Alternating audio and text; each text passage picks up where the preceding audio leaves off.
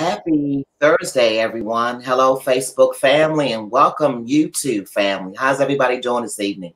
Hope everybody's doing well. For those people who are in Atlanta like I am, I was just telling my guests that I'm having some sinus trouble. So I know the pollen count is high, and thank you all for joining us today. I'm going to get right into this very special sacred exclusive.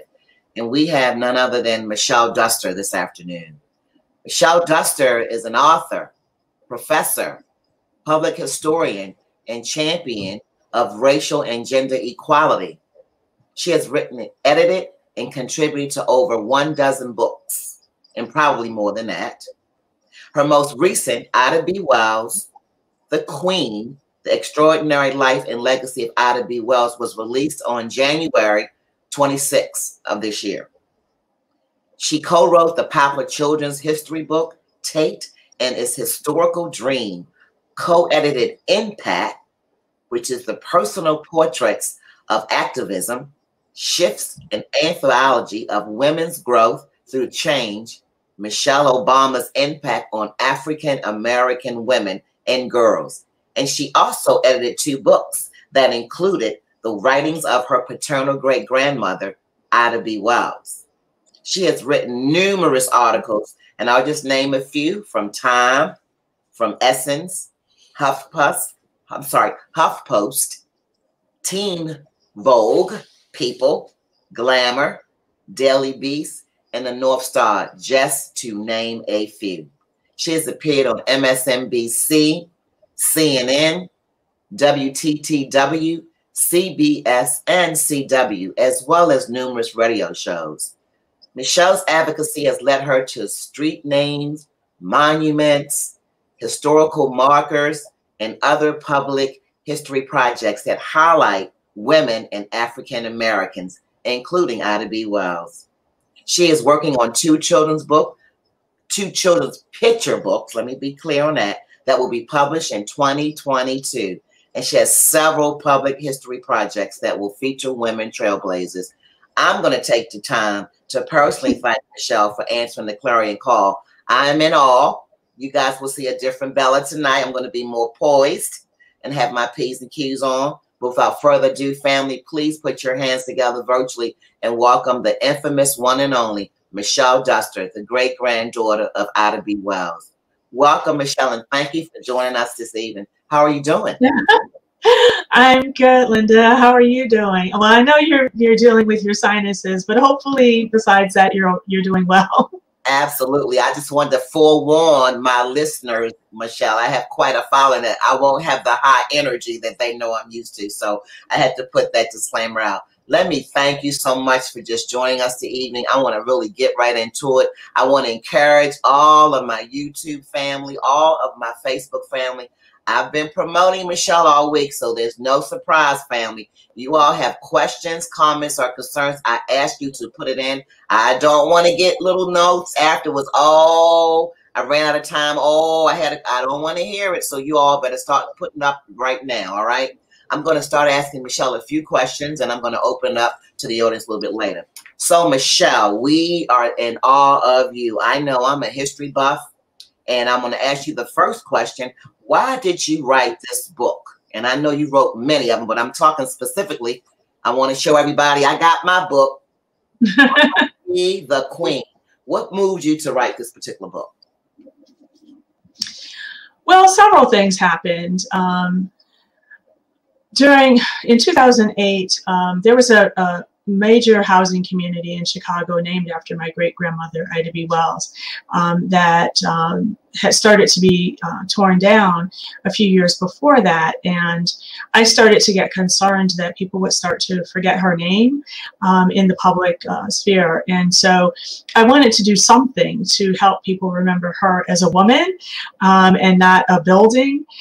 So I worked on a couple of other projects, but then I also thought, it would be good to not only write books that, or edit books that have her writings in them, which I did at the time, but also a new generation was starting to not know who she was. And so I wanted to create something for a younger generation, a new generation, and also people who are our generation who might not have heard of her before, and just as an introduction to who she was, what she did, and how the work that's being done today by so many people is continuing her legacy.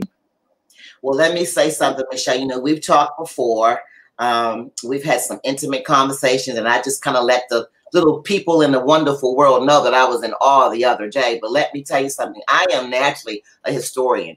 Ever since I was 9 years old and got that little old library card. Remember, Michelle, that little library card? For me, it was the Enoch Pratt Library in Baltimore, Maryland. And every Saturday, my mother would take me and my siblings to the library, and we had to get at least up to 10 books. My mother passed on, but I thank God for her. And I started reading about Ida B. Wells then. So I'm in awe of it. And I appreciate the fact that you are opening it up to these generation millenniums, right? The generation X, Y, and Z that sometimes look at you like, who is that? And so I appreciate that. I'm going to just say, people, we're going to be talking with Michelle. So we have within an hour. Please go out and get her book. Michelle, where can the audience go? I'm going to say it early and a few more times. Where can they go to purchase the book like I did? The book is available everywhere that books are sold. So there are a lot of online places where people can purchase them from. Also, I mean, there are tons of independent bookstores as well as some chain stores. So it's really available everywhere. So whatever is convenient for people, they can find it. I appreciate that. I am just in awe. But let me move on. I will come back to that. Michelle, what do you want people to take away from this particular book? So just the many books that you wrote in general, what's your things? I know you have a direct impact and you're intentional about everything that you do. Right. Well, one thing, you know, it's important for people to know that my great-grandmother, Ida B. Wells, was a journalist. She started her career as an educator, and she segued into journalism. She was a civil rights activist. She got involved in the suffrage movement, which is the fight for the right to vote. She was a social worker. She was one of the co-founders of the NAACP. She founded the Alpha Suffrage Club, which was an all-black suffrage organization in Illinois. And she also founded the Negro Fellowship League, which provided housing and job placement for Southern migrants. She also was the mother of 4 children and a wife to Ferdinand Barnett, who was an attorney and originally a newspaper owner. So, Michelle, for some people, and I'm not going to use the word slow, but sometimes some of us get it and we don't. And I'm being very transparent. This is like really up my alley, and you know that.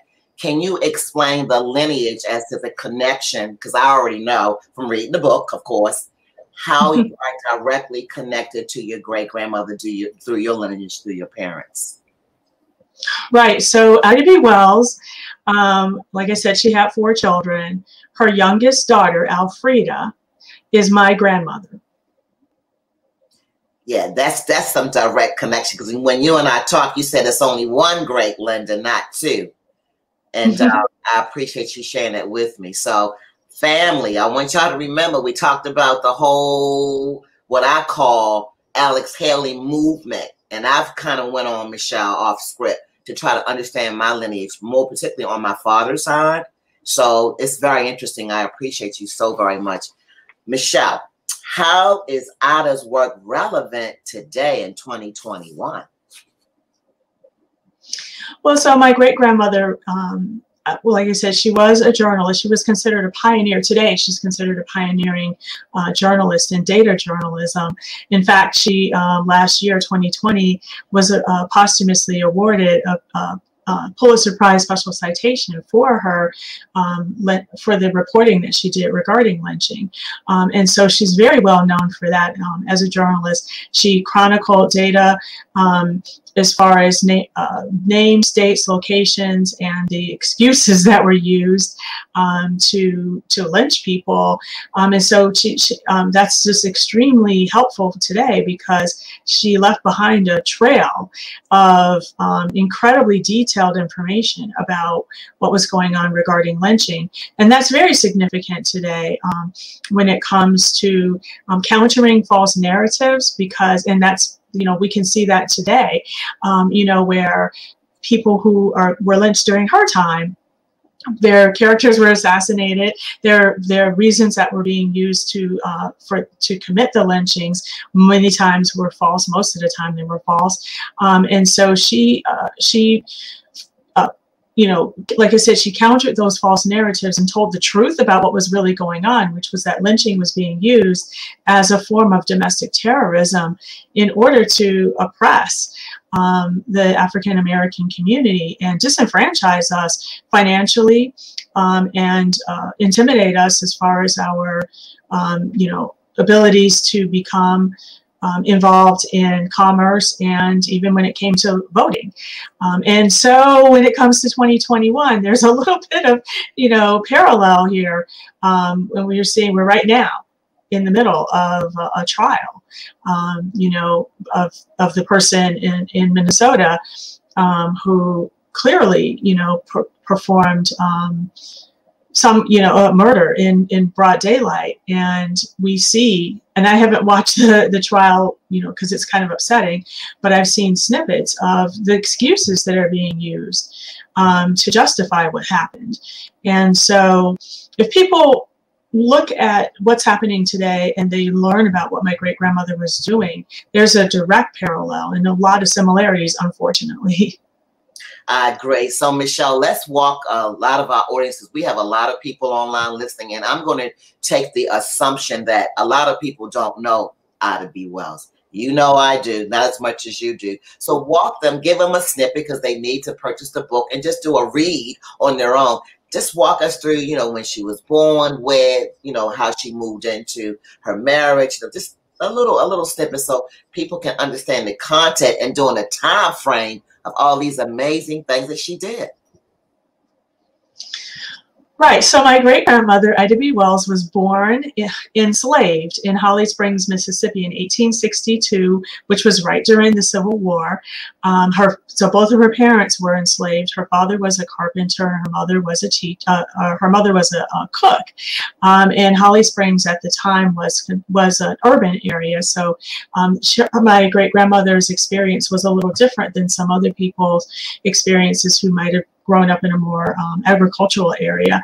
But luckily for her, the Civil War ended in 1865 when she was only 3 years old. And so she came of age during Reconstruction, which was a time in our country's history right after the Civil War when there was a lot of progress for formerly enslaved people.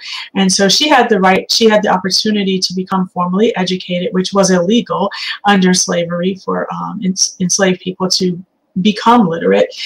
So that's significant as far as who she became and what shaped her. She was educated. She was the oldest of 8 children. And unfortunately, both of her parents died when she was only 16 years old. And so she took it upon herself to become a teacher, which was not possible today, but in 1878 that was possible to just take an exam and pass. And so she became a teacher to take care of her 5 younger siblings who survived. She did that for a couple of years before she moved to Memphis for a higher paying teaching job. And in Memphis is where she got involved in journalism and activism. One of the pivotal points in her life was when she was very young, in her early 20s. She was asked to leave a ladies' car in order to go to a colored car on a train. So there was the beginning of Jim Crow post Reconstruction, and she refused, and she ultimately sued the railroad, won, and then ultimately lost. And then she went on and got involved in journalism. She ended up co-owning a newspaper. And then another tragedy happened where 3 of her friends were killed in 1892. They were lynched, and that's what really changed the whole trajectory of her life, because she became what's called, an anti-lynching crusader. She wanted to have the world know what happened with her friends and what was really going on regarding lynching. So she was so outspoken about what was going on, and so outspoken about chronicling what was happening and countering, like I said, the false narratives that were happening, that her life was threatened, her printing press was destroyed, and she was exiled from the South.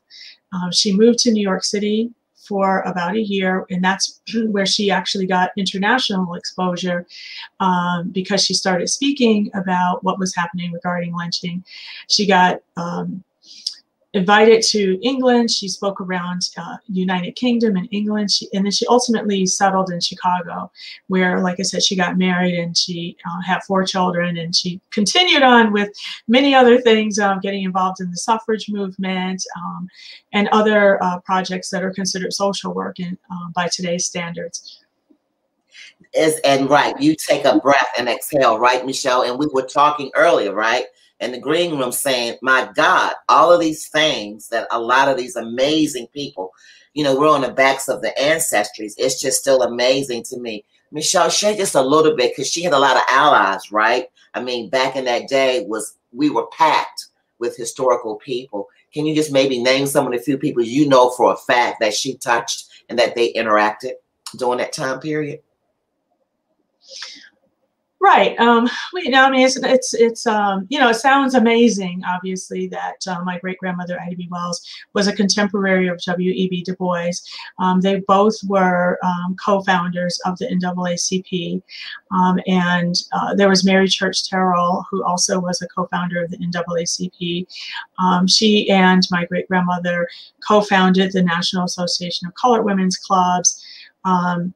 There was William Monroe Trotter, who had started the National Equal Rights League, which was also an organization that was fighting for freedom and equality. And so my great-grandmother worked with him. They were actually more like-minded than some of her other contemporaries. Madam C.J. Walker, she and my great-grandmother knew each other and interacted. They were in different fields. I mean, Madam C.J. Walker was an entrepreneur and, you know, involved in hair care industry. So that was different than my great-grandmother, who was a journalist, but they definitely knew each other, and they, you know, attended a couple of meetings together. And actually, Madam C.J. Walker gave support, financial support, for some of the anti-lynching work that my great-grandmother was doing. Marcus Garvey was one of her contemporaries. They definitely knew each other. And in fact, my great-grandmother got involved with his UNIA organization for a little while. And there are many others, and it sounds like the who's who of the history books, but it makes sense because they all were like-minded, and that happens, you know, when people are kind of working on the same issues, the same, you know, they're working in the same fields for the same, you know, goals. They tend to know each other and work together. That's amazing, Michelle. Again, we were talking backstage, and I don't know, I started reading about her when I was 9, if I can just give you your flowers, being the lineage. And just when I pledged, okay, shout out to Alpha Kappa Alpha. Michelle is a soror, so we are sorors. And I remember specifically, though, Michelle, in pledging at Frostburg State University, shout out to FSU, it was a time period throughout our history where we were learning about the Alpha Kappa Alpha 20 Pearls. We were also learning about Ida B. Wells, as you and I both know, was instrumental in starting the Delta Sigma Theta. I mean, this woman, right?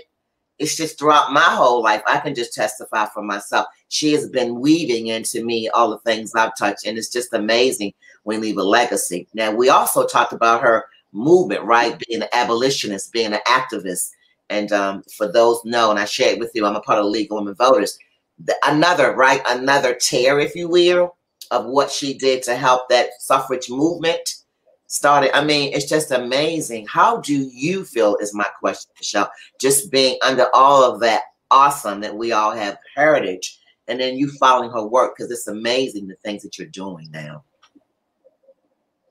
Well, one thing I do want to say, and this has nothing to do with me being an Alpha Kappa Alpha, but it's just about fact. I have not been able to find any evidence whatsoever that my great-grandmother was involved in Delta Sigma Theta. And I have multiple members of my family who are members of DST, and they have found no evidence. So I'm sure people would love her to be involved with the sorority, but we have not found any documentation of that. And so we're talking about facts, right? Yeah, absolutely. And so when it comes to my experience being related to Ida, obviously it's a great honor to have a historical figure as one of my ancestors. You know, she obviously is an inspiration to many, and I grew up knowing about her, knowing what she did, and being inspired by that. But I also have great respect for my other family members who are not, you know, historical figures, because I think that everybody contributes in their own way, and all of the work is important.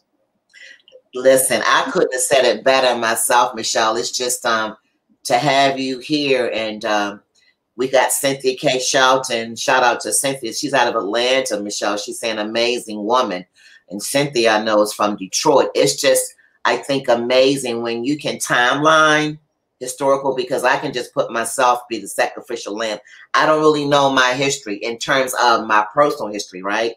My maternal and paternal side. I've tried several times to go on ancestor.com, and also I have a nephew who's very much the historian of our family. So we talk about things, but we still, it's a work in progress, right, Michelle? Like years and years and years collecting facts. And I thank you for correcting me, because everything we read, Michelle, we know, right, is not all the way 100% accurate. So thank you for that information. I really appreciate that.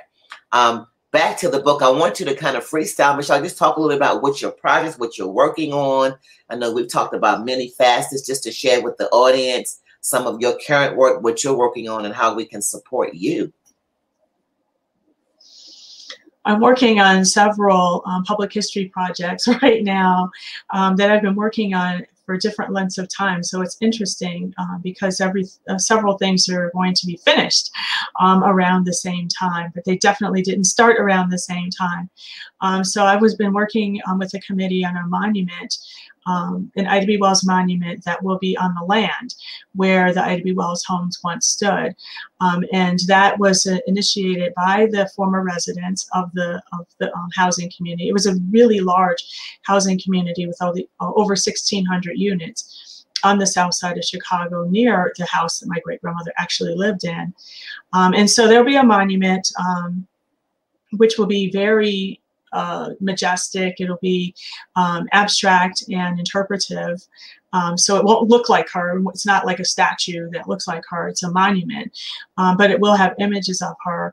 And so that will be completed and installed sometime this summer. I'm so excited because we've been working on it for 13 years, 13, 1-3.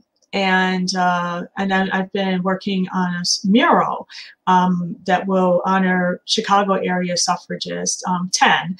We can't honor everybody, but we've chose 10 who were very instrumental and active in Chicago. So it includes Ida and 9 other women. And that will also is timed to go up this summer. And there's a project in Memphis that I have been involved in from a cursory standpoint, more like a consulting, a statue, an actual statue that will be installed. It's slated for July 16th, which is her birthday. So those are 3 projects that will all be installed within 4 weeks of each other. That's a lot, Michelle. And I think I want the audience to understand this is your life. This is what you do, Michelle. This isn't something part-time, right? This is not, you don't have the corporate America job, right? This is something that I wanted you to share a little bit, because I know in the book I was reading some of your aspirations, some of your goals when you went to college, and, you know, typical of all of us women, right? Our African-American ancestors. What do we want to do, right, Michelle? Where do we want to go? That discovering, finding yourself when you go to college. You want to share a little bit about that? Because I was reading it and I'm thinking, yeah, me too. I was feeling the same way back in the day. Perfect. Well, I mean, when I was in college, I went to Dartmouth College in Hanover, New Hampshire, and I'm from the south side of Chicago. So for me, college was a little bit of culture shock because the environment was very different from how I grew up.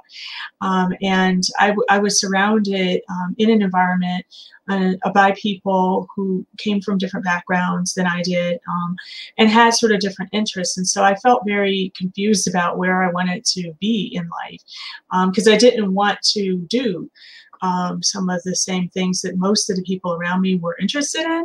And so I was interested. I've always been sort of artsy and also an avid reader and interested in culture. And so I was searching for where I fit in the world.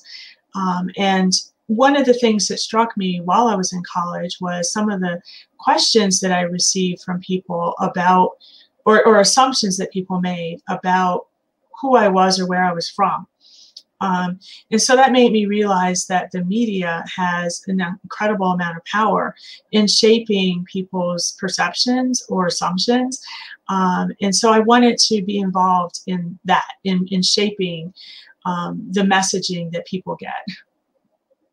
That's interesting. And Michelle, you said something that was very profound, right? We deal with facts, not fiction. And that can sometimes be a bit of a challenge. And for some people sometimes, can I just say, like the Hollywoodism, the picture that's really not true. And I just respect you so much for that. Michelle, how do you feel? Because we're going to talk about the books, some books again, but how do you feel? Because you're leaving a legacy. I'm sure you realize that just in what you've been doing for over the last, 15, 20 years, perhaps. How do you feel as far as what you're doing directly impacting, right, this 21st century that we're living in with the millennials? We talked a little bit about it earlier, with the generation X, Y, and Z, and just being very simplistic like this book has shown us, putting it out there very factual and putting out there very simple. So I think my question is, why did you format this book in a non-linear way? Because people have to get the book to understand what we're talking about, but why did you choose that method? Well, one of the reasons with the book, I to Be the Queen, that I chose to write it in a non-linear way. It is very unconventional, which is upsetting to some people because it is not your traditional kind of format for a book. But there are several books written about her, and she wrote her own autobiography that are very chronological. So I wanted to do something different. And I thought about writing it in a way that was more in line with how I actually learned about her. Because I think most people don't learn about their family members in a chronological way, from once upon a time your relatives was born and then this happened, everything from birth to death in chronological order, right? You hear about it in snippets and sprinkles and, little stories here and there, right? And so that's how I learned about my great-grandmother. And so I kind of wanted the reader to have a similar experience in learning about her that I did. So I just thought that would be a different way, and also to put her into historical context and to connect her life and legacy, the work that she did, with current people in order to help people see that her work is unfinished. Mm-hmm. And there are people and organizations who are continuing on with the work she was doing. So they're kind of following her tradition. Maybe they're not aware of it, but I saw, so a lot of similarities between what she was doing and some of the people that I included in the book. And of course, there are many others who are doing work that I did not include in the book because there's just only so much space. But I'm hoping that when people read the book, they will think of other people who are continuing in her tradition in various ways. And also, hopefully, they'll see themselves in some of the work that she did, or get some ideas on how they can get involved in some form of activism that fits their personality and their talents. Yeah, that's good, Michelle, because I'm going to be honest with you. I was really like proud to see you got information in the history about Georgia. You've got Stacey Abrams in there, and you've got some things that I didn't know, because I know you never know everything. Did you have a plan in mind as far as the targeted audience, your targeted market, when you had this book in mind and wrote it? Well, I mean, I was targeting it. My thought was that it would be for a slightly younger audience, I mean, young adults, but also anybody who is interested in, you know, social science, history, women's history, Black history, activism, politics, journalism, you know, so there are a variety of topics that I think this book will appeal to. And then, I mean, there are a lot of adults who don't have a lot of time to read. And so, you know, my thought is that even adults well into adulthood, you know, can enjoy the book in a way that they can read in bits and pieces, you know, in a way that's not, you know, overwhelming and too time consuming, because everybody's time is, you know, limited. So I wanted to create something that people could read in short snippets and still be able to enjoy the book.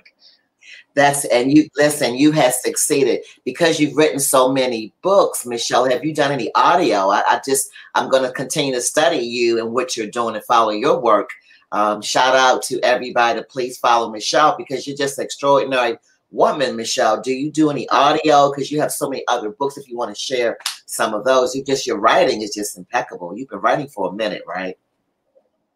I've been writing my entire career because when my first job out of college, I worked in advertising as a copywriter. So I've worked in a variety of different jobs, but all of them were focused on writing and different forms of writing. But, you know, I mean, this book, Ida B. the Queen, there is an audio version of that book. None of the other books that I've done so far have the audio version. So that will be the first to actually hear my voice. I actually did the audio for it. That is awesome. I'm saying that because I personally like reading, and honestly, Michelle, I'm dating myself. I still like the hardback. I don't know, for some reason. You know, I've tried the Kindle. I've tried to go that route. I just got to have a touch and feel. Some things, some habits are hard to break. But thank you for sharing that. What else would you like to share just in regards to your writing, because you've written so many books and you're working on these projects that you shared with us? You talked a little bit about her autobiography, which I want to go ahead and grab that one. Can you share a little bit about that and the title of that book? Right. Well, her autobiography is called Crusade for Justice, an autobiography of Ida B. Wells. And actually, that book is the only book on the market that has 3 generations of our family. Well, actually, the other 2 books. But anyway, so that book has 3 generations of our family in it. Obviously, Ida wrote her section of the book. She started writing it in 1928. And she died in 1931 before she was able to finish it. And so my grandmother, her daughter, found the manuscript, and it took 40 years of her working in bits and pieces on the margins, because she had 5 children, and so it took a while for her to focus and get not only the book edited, but also to find a publisher. And so she finally got it published in 1970. But that book, sorry, it has my grandmother, Elfrida Duster, wrote the introduction. And then obviously the whole book is hers. And then now in this, actually last year, 2020, a second edition came out. And so I wrote the afterword for the second edition, and Eve Ewing, who is a sociologist at University of Chicago, wrote a foreword. But so there are 3 generations now in the second edition of the book. What I had contributed as far as the afterword was really everything that's happened to our, with our family after my great-grandmother died, because her book, ended when she died, as far as the information. So there's 90 years that have happened since then. And so I wanted people to know, she did have a family, and what happened to us. There are quite a few of us. So I wanted to help people understand not only what happened to us, but also the work that we've done to help people remember who my great-grandmother was. Because, I've learned in this journey that a lot of historical figures are known because there was advocacy in order to help them be remembered. It's not a sort of mystical kind of way. I mean, people have to advocate for other people to be remembered. So, I mean, I'm working on that. There are a couple of other things in the works. I'm working under multiple kind of mediums because I feel like people learn in different ways, and I want people to be exposed to information in different formats. So I have done films. I'm going to more than likely do a couple more films. There's actually a film that I am involved in on a peripheral way about the making of the monument for Ida B. Wells. So that also, I mean, it chronicles Ida, but also the artist, Richard Hunt, he in and of himself is a legend. And so I really am excited about him being highlighted and documented and chronicled. This is living history. Richard Hunt is in his 80s. Wow. The artist who's doing the sculpture, and I just feel very strongly that he himself needs to be remembered and recognized and chronicled. So in the future, people will know that this is amazing to have a legend, Richard Hunt, creating the monument about my great-grandmother, who some people want to consider a legend. I mean, this is magic from my perspective. And I think from a historical perspective, it will be just, I mean, almost, it's legendary. So there are several projects that I'm working. Like I said, this suffrage mural, which will be the first major public artwork in tribute to suffragists in Chicago. Yes, I mean, there have been a couple of exhibits, but I'm saying outdoor tributes to suffragists. I was involved in having Ida B. Wells Drive. You know, it was renamed from Congress Parkway, which is the first major street in downtown Chicago to be named after any woman or any person of color. Wow.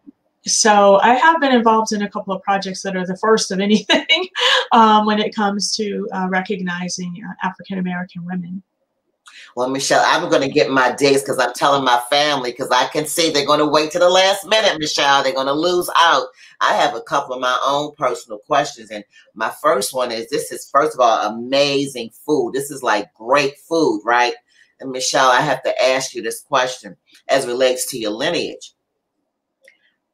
How do you feel with today going on Black Lives Matters, just in general, the activism role that we play, of course, is quite different than back in the day. How do you feel, and do you see if it feels making an impact differently, obviously, based on the chronological era of your great-grandmother and her colleagues, the people in the 1800s and what we as a people went through? Just if you want to share a little bit of your insight on that, I know the audience would love to hear that. Right. Well, I mean, you know, I think this is just my personal opinion. You know, I think that sometimes people romanticize the past and underestimate the impact of what's happening in the present. And so 100 years from now, I'm sure people will look back at what's happening today with awe of the amount of impact that certain people are making. And so, like, I mean, during my great-grandmother's day, there were definitely people who worked together and were like-minded and had similar goals and similar strategies to deal with all of the problems of their days. But there were also people who had opposite views and disagreements and different strategies. It was not a monolith. Black people are not, you know, lockstep all the same now, and they weren't, you know, back in her day either. So, you know, that's one of the things that I personally think is interesting about history, is that it's almost like a soap opera when you really start digging into it. There are personality clashes, there are difference of opinions, there you know, just a lot of different things, drama that you don't have to make up. You don't have to exaggerate. There's already drama without making it up. And so I think, what's going on today is, we have different camps. We have different ideas about certain things, certain problems, and different ways of coming up with solutions. So, and even sometimes we don't even agree on what the problems are. So it's just the same. To me, it's the same. Same, kind of diversity now as it was then.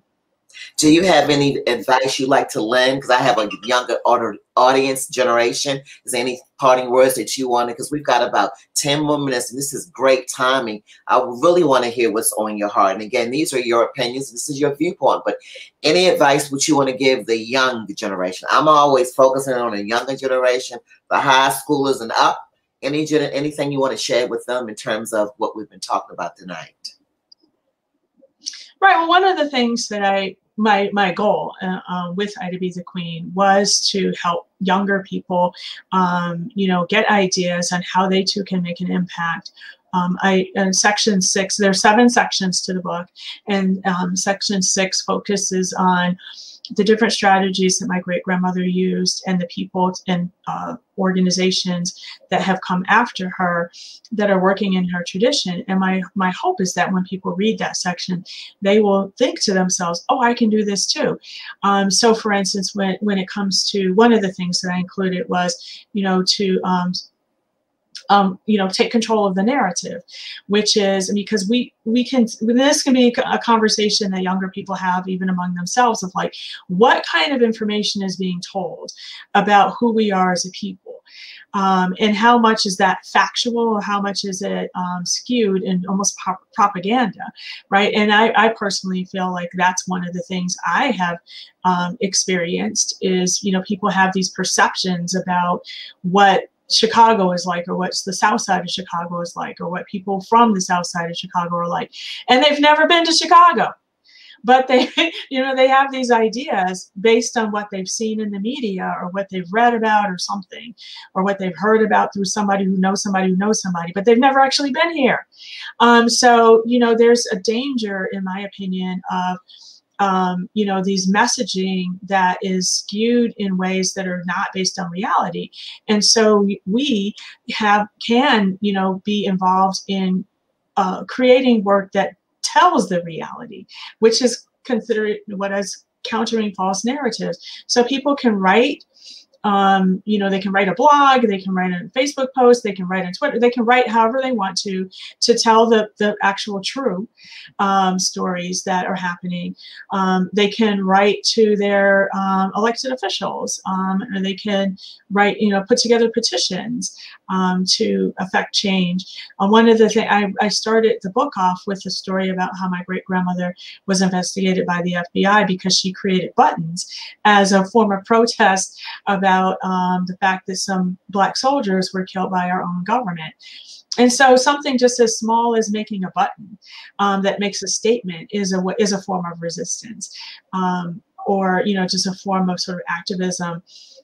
There's so many other ways. I mean, I mentioned, as you said, Stacey Abrams in the book, because to me what she's doing is continuing the work that my great-grandmother did as a suffragist, fighting for the right to vote. Just to give people perspective, my great-grandmother Ida B. Wells was 58 years old. 58 before women nationally, from a technical standpoint, got the right to vote when the 19th Amendment was passed. And she died when she was 68. So she spent almost her entire life without the right to vote. So this is not something to take for granted. And we can see what's happening in certain states around the country where the right to vote is being questioned, or it's being blocked. And so this is some kind of activism when you look at what Stacey Abrams is doing, and many others. I mean, I'm just mentioning her, name because she's in the book, but there's so many other activists that are on the ground to fight against this backlash and regression when it comes to where we are and what we can do in our democracy. And so there's so many other examples. I mentioned Lucy McBath and Sabrina Fulton, who both unfortunately lost their sons to violence. But in addition to obviously advocating for their sons, they also decided to be proactive and get involved in policy. And so there's so many different ways that people can get involved and use experiences that they have personally or experiences that they have with friends or family to launch, forms to advocate for justice and equality. That's great. Michelle, I wanted you to, my other question. Come on, guys, you better come on in with your questions. Michelle, I have a question. You corrected me prior to us recording, so I'm going to just say it again. Thank you. I love facts, right? So the story went, as far as I'm concerned, as you well know, I'm the executive director for the League of Women Voters of Georgia. And so as the story went, Michelle, right, Ida B. Wells, it was in black and white, marched with the former, right, leader of the League of Women Voters, Carrie Chapman. But we were told in the history book that she marched in the back of that particular parade. This is, of course, prior to 1920, February 14th, when the League of Women Voters was formed. I want you to correct me and share about facts, right? That's not how the story went, right, Michelle? Right. That's definitely not what happened. So my great-grandmother founded the Alpha Suffrage Club in Chicago in January of 1913, which was an all-black suffrage club. She did that after she had been working with predominantly white organizations. And she basically wanted to get more black women involved in the fight for the right to vote. So in March of 1913, just 2 months later, was the march in Washington, the suffrage march in Washington, which was national. And she traveled representing the Alpha Suffrage Club. She traveled with an Illinois delegation, which was all white except for her. Once they got to the march and they were rehearsing the night before, they were told that black women needed to march in the back of the parade. And so there was commotion and, trying to decide how to handle this kind of request because she was very much embraced by the Illinois delegation. And so long story short, the day of the parade, nobody could find her. And so the parade commenced, and she walked alongside the sidewalk as the parade progressed, and she jumped out of the crowd and inserted herself into the Illinois delegation, front and center of the Illinois delegation. So she integrated the parade with the Illinois delegation. So, Michelle, this is personal to me, and because this is the Bella Biz Unplugged, can I do this for you? I love to be standing correctly because all these years, and I've been with the League for 13 years, and that's how the story went, I was told. So I would absolutely be getting those facts straight. And I want everyone to know that is amazing, Michelle. You and I both know it because all of the forces against, right? And for her to prevail and still do it, it's just, I'm just in awe of it. I'm just in awe of it. Do you have, as we have a few more minutes as we are wrapping up, Michelle, do you have, and then here we come, Cynthia K. Shelton, a great history lesson. Thank you, Michelle, for setting the record straight. If I don't know anything by now, we're joined to the hip. You can't get rid of me, Michelle. I'm all about because in the leadership role, we read with understanding, right, Michelle? You research and you take what you research, but when you find it to be not true, then it's equally important. It's our responsibility to get the story right. That's why I totally believe, Michelle, in getting our narrative, telling our own narrative, and telling it with accuracy. As we close down the last few minutes, Michelle, do you have any parting words that you would like to share to the listening audience? You speak across the country. I have followed you now probably for a few months. And honestly, I'm going to be transparent. I want to say thank you to your colleague, Alelia Bundles. As you all know, I interviewed her back in August, and she highly recommended you and the work that you women are doing. It's just absolutely amazing. It's not fun all the time. It's long hours. It's hard work. And it's really not about the money. It's just what you signed up for. You took an oath, right, to the public, to the people, particularly our people, that you're going to tell this story and you're going to get it right. And we have to be responsible, Michelle, to listen, to take it in, and to retell that same story. So as we have parting words, is there anything that you would like Well, let me stop because we've got, hey, Dr. Constant. She's a colleague of mine. She said, your multi-generational story, its development and good works toward building, sharing, and keeping alive your family's narratives is beautifully inspiring. She will be adding this book to the library. Thank you, Dr. C. I appreciate that. She's a colleague. Actually, she's one of, I'm her client. So, Michelle, as we wind down, I'm really trying to contain myself because I'm pushing through.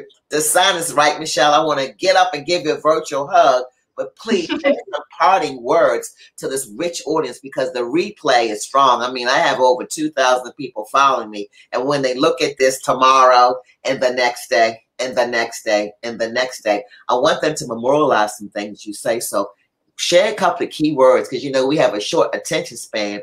But what would you like to share with our audience tonight? I mean, the main thing that I just hope people realize is that everybody can make a difference. It doesn't, you don't have to try to, you know, become some, you know, global influencer. I mean, if you just make a difference in one person's life, then you've done a lot. So I just encourage people to do what they can with what they have to work with. And I appreciate that because I don't like to puff anything up because I say, Michelle, together we're better. I live by my words, and we all are extraordinary people doing extraordinary things. We all are gifted by God. I don't inflect my spiritual awareness, but I would like to say I give honor where honor's due. We all come with a gift. We all come with an anointing, and I truly believe we all come because we're all tasked to solve a solution. I have a very dear friend in Baltimore. Her name is Annette. Shout out Annette. And we talk about that all the time. So Effie Hendricks Murphy, she's out of Baltimore. She's saying, good evening. Ida B. Wells, beautiful woman from her portrait. Thank you for sharing your story, Michelle. Can't wait to read the book. So we're getting a couple of fans, which is what the intent was, for people to understand where we're coming from. But Michelle, as we close out, and I'm going to be following you, we talked about some of your projects. Is there any way that we can contribute as a people, as a race, as women of color to help you in your continuing awareness and sharing information with us? Well, there are two ways. I mean, our family has a foundation, the Ida B. Wells Memorial Foundation, and people can always donate and contribute to what we're doing, which we give scholarships to students at Russ College, which is Ida's alma mater. And so that's, you know, uplifting, it's an HBCU, so that's uplifting us to get an education. And we also, you know, support some of the projects that I just mentioned. It takes money to get these projects done. And so if people donate to the foundation, which the website is ibwfoundation.org, then we are great stewards of the money that people share with us. And we are doing everything we can to not only, you know, help people remember my great-grandmother, but to help the next generation of leaders get their education and get their training, and so they can carry on with the work. I appreciate that because, Michelle, you got to know, I told you I'm from Baltimore, and I do plan on, with this pandemic still going on and just getting the vaccine, I do plan to travel for business probably the end of this month. And I am going to none other than, I have one living relative. She's a cousin. I'm not sure if she's on tonight. Her name is Leanie, and she represents the matriarch of my mother. She's all I got. And she's finally allowed, Michelle, after 10 years of me begging and pleading, that she's going to let me record her because she's it. She can go back to my grandmother, to my great-grandmother, and to my great-great. And I need to record that, right, and take that and work with it. So, you know, I appreciate you more than you know, just because my family really put this bug in me when I was a little girl. Read with understanding, get to know your history. Don't take for granted and let people tell you your history. You figure it out and you research about your history, and it'll stick and stay. I want you to share the last few minutes information how we can follow you, although it's on the banner, particularly the book and anything else you need us, because we are definitely behind you. I want you to know you have a home in Atlanta, Michelle, where we all are, but I know this is broadcast across the spectrum, but we really want to, just on behalf of the Atlanta people that follow me, thank you very much for all the hard work and what you continue to do. it means a lot to a lot of us. We might be silent, but in numbers, we're strong, and we appreciate everything. And I think I'm saying it on behalf of everybody who's now coming in with the comments. So, Michelle, one more time, your website, it's up here, how we can follow you, more about the foundation, because I would like to sow a seed tonight to your foundation. Right. Well, our foundation, the Ida B. Wells Memorial Foundation, was actually started by my father, who was Ida's grandson, my father and his 4 siblings, in 1988. So the foundation has been around for over 30 years. And like I said, we are doing what we can to help the next generation get an education at Russ College, which is Ida's alma mater and HBCU. And we've also, gotten involved in different public history projects to help people remember not only my great-grandmother, but just Black history in general. We need to take control over our own narrative right now. And so I am in the trenches, getting these projects done, and we need funding in order to make them happen. So ibwfoundation.org. Thank you so much. I believe Eve's going to put that up on the screen. So as we close out, Michelle, I just want to again say it's been a pleasure. ibwfoundation.org. I'm going to do a clarion call, Michelle. You don't have to say anything. My foul, no Bella. I say put your money where your mouth is. Please, we cannot do this great work.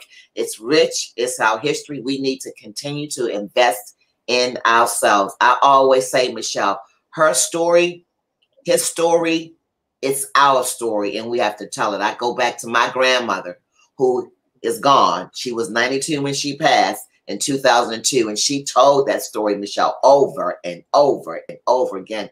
I think it's our responsibility to continue to carry that on. So, Michelle, we thank you. We admire you. It's just been an absolute pleasure. If anybody's got any last questions, let's get it in. Michelle is a busy woman. I would like to share, Michelle, if I can. We talked about it. We didn't solidify, but I will definitely have Michelle on later in the year because she's a very busy woman, and I want you all to get ready. I'm going to whet your appetite because if all goes well, I'm going to have Michelle Duster along with Alelia bundles. Oh, my God. I won't be able to stay in my seat, Michelle, by the end of the year, because you two women just represent who we are. It's amazing to have the great-great-granddaughter of Madam C.J. Walker, the great-granddaughter of Ida B. Wells. I'm taking it personally. My heroes, my sheroes that I've read about for years. Appreciate you much. We've got a comment that says, thank you, ladies, for this awesome knowledge lesson. We need to keep our history alive. That's absolutely right. We've got some more comments. I just want you to have your flowers now, Michelle, and just breathe because you're awesome in what you do. Lillian Ross out of Baltimore saying, thank you for the knowledge, Michelle. I mean, the beat goes on and on. You guys pour in your love. Show Michelle that you really appreciate her because a lot of times we don't do that. We don't give our flowers where flowers are due. Dr. C saying, thank you both. We appreciate you, Dr. C. It's important that we edify each other because, Michelle, I say it all the time.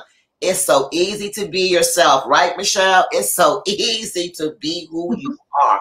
Unapologetic, and that's what's very, very important. And the love's coming in. Cynthia, thank you for your grace and your presence. I mean, Michelle, I hope you are feeling this love from Atlanta. And then I know Dr. C is in Texas. You talked about Texas a little bit. I mean, I've got quite a few people following us, but Michelle, I just want to say thank you in the last minute and a half. I appreciate you. We adore you. Folks, get out and get that book. Eve, you got one coming for your graduation. I'll leave it. I'm going to be quiet. Any last parting words? I always like for my guests to say the last final words. You can give us a clarion call. You can give us a call to action. Whatever's on your heart, Michelle, take the last minute, and I thank you. Well, I appreciate everybody who tuned in, and obviously you, Linda, for initiating this amazing conversation. Hopefully everybody will get a book, Ida B. the Queen, and just help encourage the next generation to be the best selves that they can be. And we all can make a difference. If everybody does even a little bit, then collectively we are unstoppable. Oof. All right. Y'all heard it. Y'all heard it from the one and only. Y'all know Bella Biz will be back with Michelle Duster by the end of the year, along with Alelia Bundles. Thank you so much. Everybody continue to watch the screen. We appreciate you. We love you. Thank you, Sorrel. I can say that proudly. Yes, absolutely.